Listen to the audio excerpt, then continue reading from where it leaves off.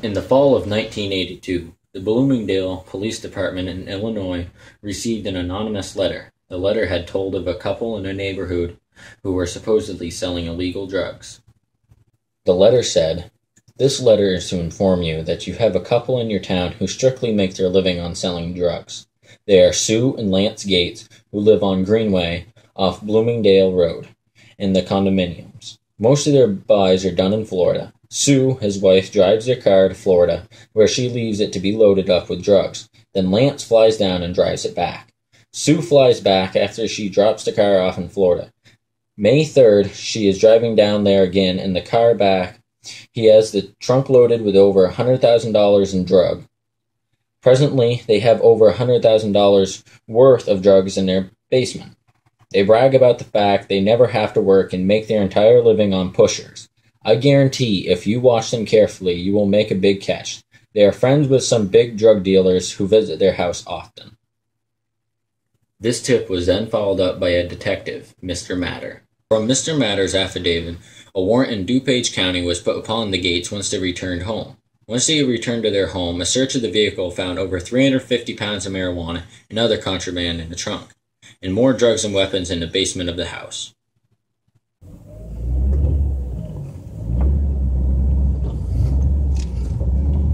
Oh man. Jeez.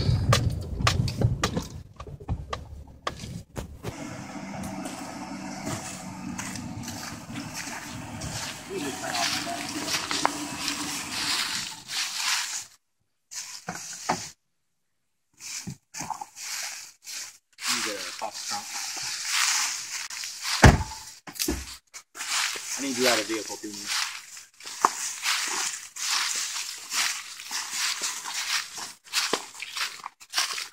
Just what I thought.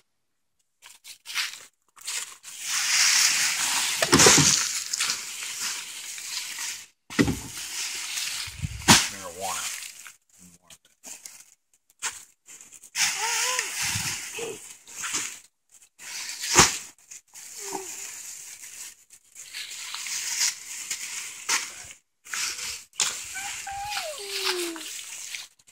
Two.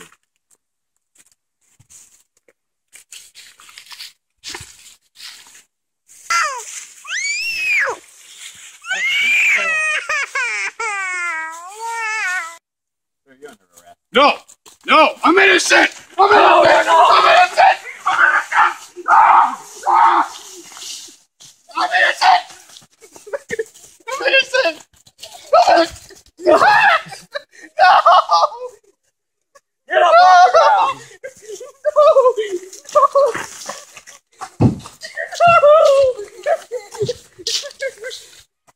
You're done! Wait! There's something in here. Open it up. Marijuana. There has to be more. Over here. More. Just like the letter said. Even more.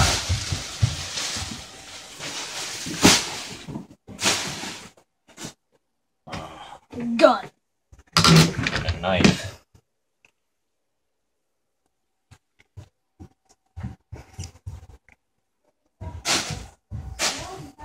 What we found. The case was settled in 1983, and the two-pronged test of Aguilar versus Spinelli was terminated due to the fact that how could the side of reliability of the two-pronged test ever be satisfied? The problem with it was that reliability was left upon opinion. It was never set in stone. The courts agreed that all the pieces of the test should rather be held in relation to each other rather than separate pieces. These parts should all rely upon each other. This case overturned the ruling of Aguilar versus Texas. This was a major turning point in the justice system. It had been found that even an unknown source can be reliable. Hello, I am the Gates' lawyer. I am presenting the main points of our argument. The anonymous letter had no proof of any of the alleged claims, nor did the affidavit. There is no proof that our travelings were in the interest of drugs. It is the author's and letter's words against mine. There is no reason for research. The lack of evidence suggests that more investigation is needed. This was an unreasonable search and seizure, and therefore the evidence collected is obsolete to this case. The letter failed the two-pronged test of revealing the informant's basis of knowledge and providing the sufficient facts to establish either the informant's veracity or the reliability of the informant's report. The test is primarily set in Aguilar versus Texas and Spinelli versus United States. Hello, I am the lawyer defending the state of Illinois. I am here to represent the main points of our argument. The facts gathered by the detective suggested that the suspects were involved with drug trafficking. Also, the judge could rely on the anonymous letter because it had been corroborated in part by the detective's efforts. There was reasonable suspicion and search because of the detective's extensive independent work. The letter had been proven to be true, though every part of it. The letter was then deemed reliable by the state court issuing a warrant. That warrant was legally acquired through the court. Therefore, the evidence found it able to be used. This then finds the Gates guilty of all charges. What's that face?